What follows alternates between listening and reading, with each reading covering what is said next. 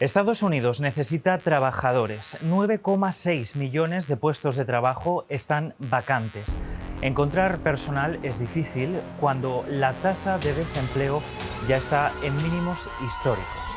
El problema llegó cuando la economía salía de los meses más duros de la pandemia. Miles de trabajadores buscaron mejores oportunidades, salarios y mientras todo esto pasaba, la llegada de inmigrantes cayó. Eso se ha notado en sectores como el de servicios, donde los inmigrantes tienen un rol importante. Pero el país sufre además una falta de mano de obra especializada. Recientemente la empresa taiwanesa de chips TSMC tuvo que retrasar sus planes de apertura en Arizona. ¿Necesita entonces Estados Unidos de más migrantes para cubrir la demanda? Lo explicamos en este nuevo Plaza Frankfurt.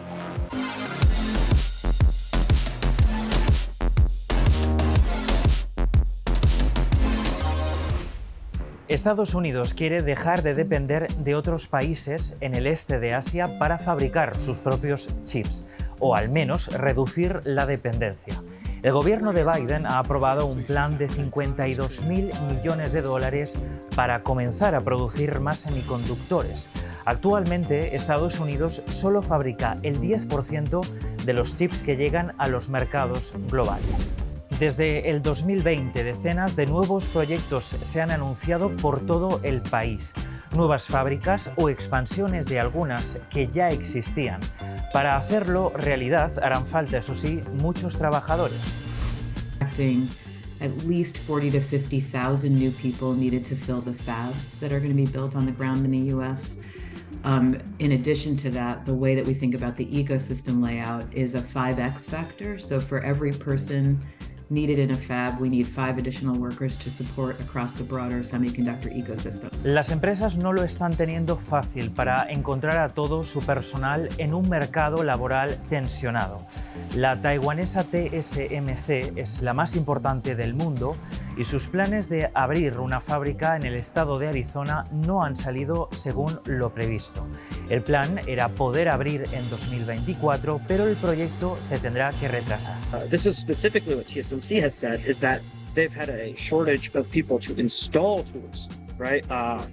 It's not that they can't get the tools to come in; it's that they're having issues getting people to able to install the tools at the speed they expected, right? And again, part of this is that they've never had a workforce here. Part of it is that they're bringing in a lot of the workforce from Taiwan and then training the people. El caso de TSMC es uno de los que más titulares ha acaparado, pero el problema va más allá de los trabajadores cualificados para la industria de los chips. La falta de trabajadores es un problema general. Según la Agencia de Estadística Laboral, a fecha de junio pasado, había 9,6 millones de puestos de trabajo sin cubrir. Los desempleados que ya están en el país podrían satisfacer parte de esos puestos vacantes, pero aún así faltarían trabajadores. Lo lógico sería traer a esos trabajadores de fuera, pero no es tan fácil como parece. Los límites a las visas de trabajo en Estados Unidos, las más famosas son la H1B para trabajadores calificados y H2B para trabajadores no calificados, se han mantenido en su mismo nivel desde hace décadas. Por lo menos las visas H1B están limitadas hoy en día a 65.000 visas, más otra cantidad pequeña para gente que quizás terminó sus estudios en Estados Unidos. Pero ese número es un número que se definió hace décadas en el Congreso, no está alineado con la demanda laboral, no se ajusta a las realidades de hoy en día. Todo esto se ha convertido en un gran problema para Estados Unidos desde que la economía se reactivó después de la etapa más dura de la pandemia. Porque durante el COVID la concesión de visas se paralizó durante un tiempo y la llegada de migrantes por la frontera sur se redujo, incluyendo, claro, los que lo hacían de forma ilegal.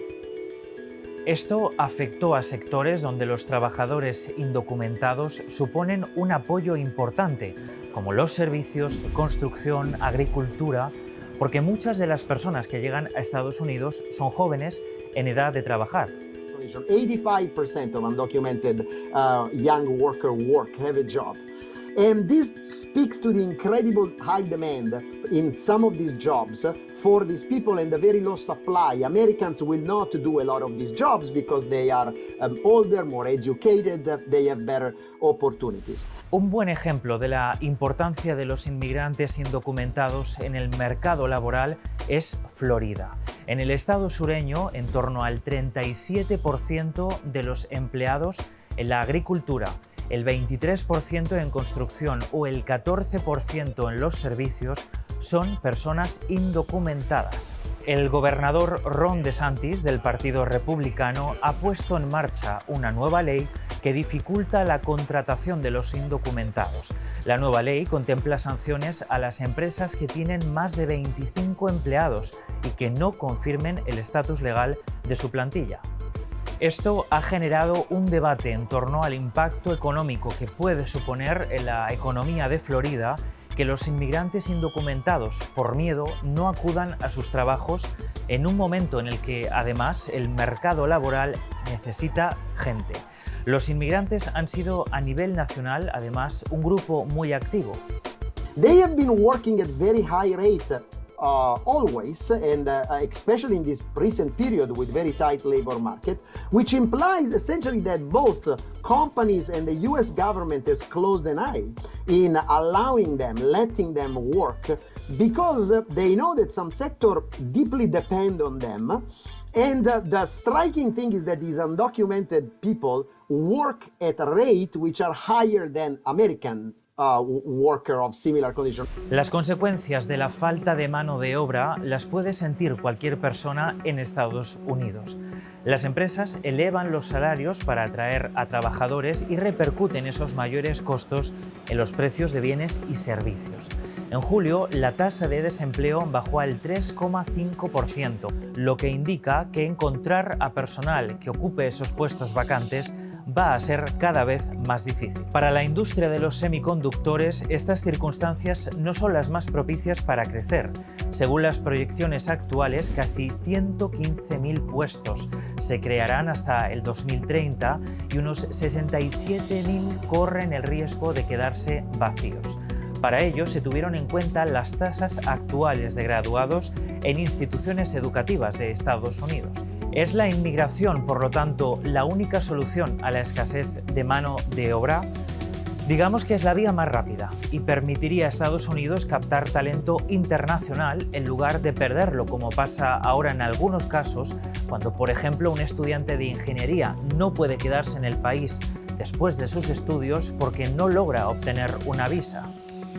Digamos, el BLS, que es el Centro Estadístico de Trabajo del gobierno americano, proyecta que en los siguientes 10 años la demanda laboral va a aumentar por 8 millones de trabajadores.